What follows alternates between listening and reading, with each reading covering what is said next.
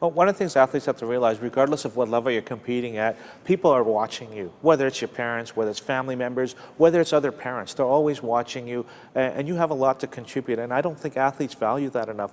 You've taken the opportunity to become good at a particular skill or a sport or an activity, and now you're participating in that, and you've got others observing you, and those individuals are watching. They're not just watching you in competition, they're watching how dedicated you are to your training, how dedicated you are to your goal setting, how dedicated you are to your time management. They're watching all those types of skill sets. And so as you're evolving your athletic career, no matter, again, at which level, realize that you're acquiring those skills and there's people watching you acquire those skills. And so when you get opportunities to use those skills in different environments, certainly realize that you have them. Secondly, realize that other people are watching you do that, so that when you're in an interview, when they ask you questions about goal setting, about time management, use your athletic perspective.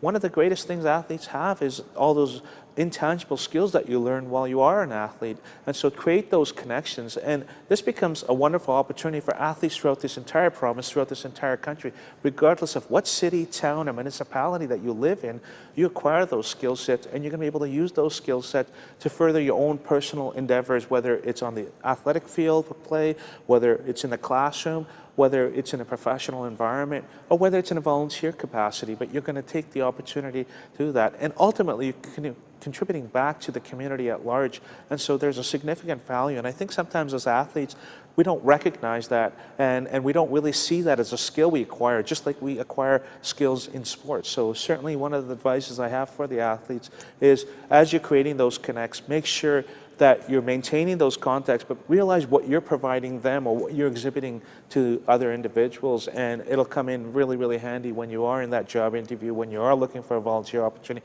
when you are looking to try and get into school or further your personal endeavors. I think that it is, and I think that they have to realize that even if they don't take that intentional active role of being a role model and giving back, that they do so anyway, because other young athletes come out and watch, or they see their name in the paper, or they webcast their games, and they identify with those young women. So, whether it's intentional or unintentional, it's happening, and they should understand that that's there and take advantage of it. Why not? There are a number of girls here in BC who are on national teams, and they go out to different camps and just talk to the girls for 5 or 10 minutes and just let them know, hey, you know what, I was sitting in that exact same spot that you were at, and I've been there, and I had a dream, and it took a lot. And there were times when I thought it was going to happen, then there were times when I thought it wasn't going to happen. But I still kept pursuing those. So those elite athletes need to know that they are role models, whether that's something that they actively choose to do or not. For me, telling my story was such a key part of me getting sponsorship and getting the support that I needed to make it to the 2010 Olympic Games. One of the key things that happened was I was on that MTV show Over the Bolts, and I just found out that I lost my funding. So there I was, crying on national TV. And then a while later, I went to CFOX radio station, 99.3 The Fox. And I talked to those guys, and they said, oh, you lost your funding. And I said, yeah, it's terrible. And, yes, I cried on TV, and, and I was able to tell my story and share.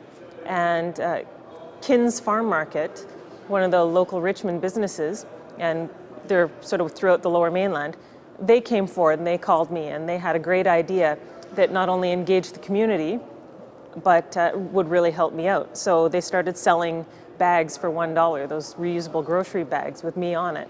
And so people were able to buy, and so everyone was able to have a little bit of a piece of my journey, and I was able to get support from my community, and I was able to make up the difference of having lost my Sport Canada funding and fund my season, get back on the podium, and get to the Olympics.